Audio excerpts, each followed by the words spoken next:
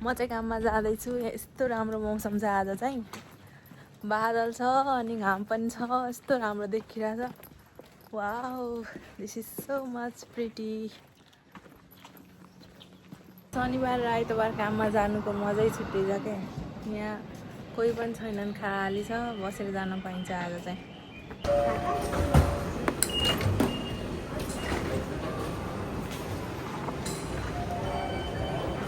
मेरो ट्रेन चाहिँ 7:10 मा रहेछ। यहाँ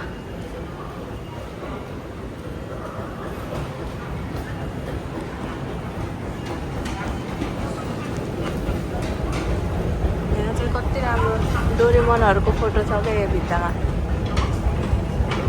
सानो पसलहरू हुने के, जस्तै अब के भन्छ खाराओके, गीत गाउनेहरूलाई खाराओके पनि छ यहाँ। अनि मसाज बारहरू सबै के यस्तो सानो सानो हुन्छ कि लास्टै त्यो कुचुक्क परेको के चटपटको ठेला जत्रै, तर भिड कति हुने के। यहाँ भगवान् जस्तो नि रहेछ, भगवान्।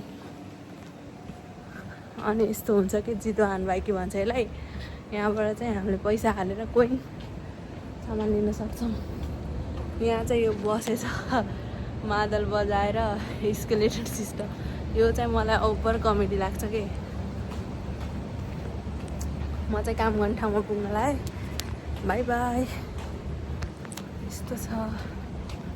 काममा जाँदासम्म बिहान अनुहार चाहिँ ठिकै हुन्छ, कामबाट फर्किँदाखेरि चाहिँ यहाँ झोक्राको कुखुरा जस्तो भइसक्यो अनुहार। गाह्रो छ, के गर्नु, पैसा कमाउनु पर्यो।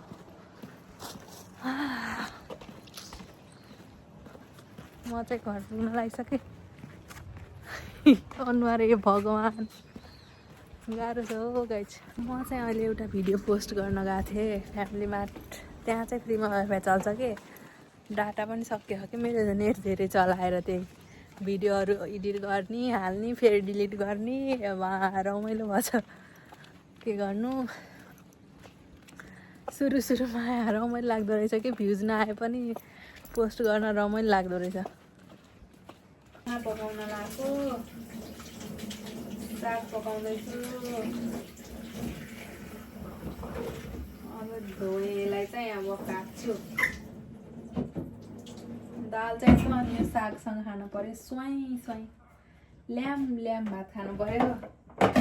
भोक लागिरहेछ।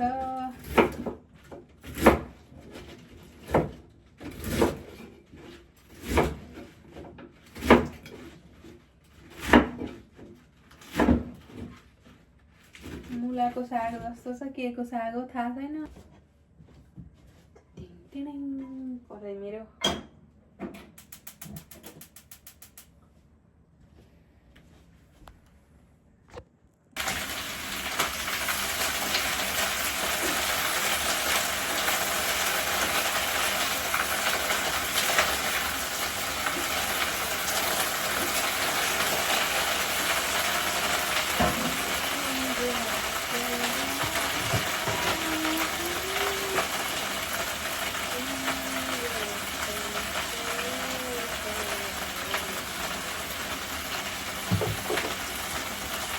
जोसको दालमा हाल्दै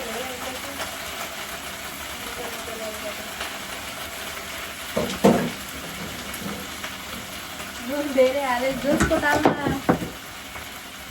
मेरो पन्यो